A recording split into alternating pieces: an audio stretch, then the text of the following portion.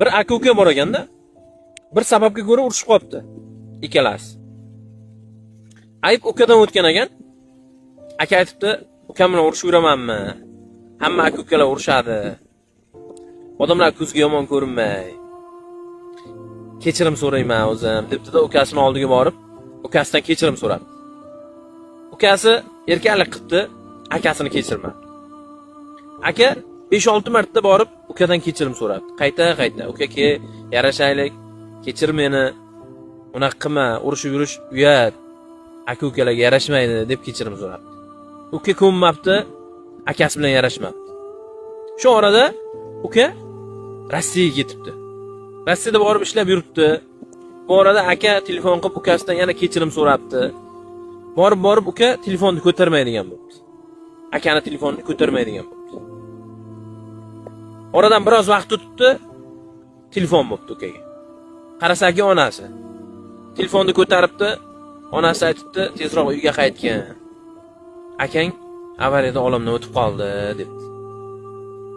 Ukasi nafas ololmabdi-da. Nafas olishni unutib qo'yibdi bu gapni eshitib. Xayolida bitta gap takrorlanibdi-da, nimaga akam bilan yarashmadim? Nimaga akam yarashaylik deganda kelishmadim?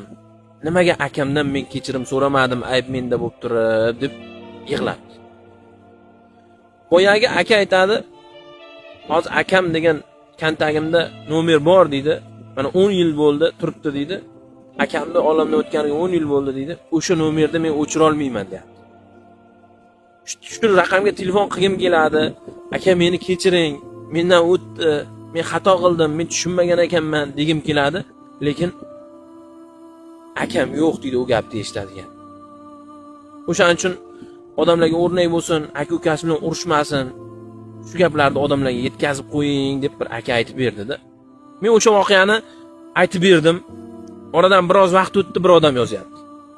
Ukam senga ming rahmat, Alloh rozi bo'lsin. Akam bilan urushib qolgandim. Mana shu videoingni akamga tashladim. Akamga juda qattiq ta'sir qildi. Men bilan yarashdi deyapti.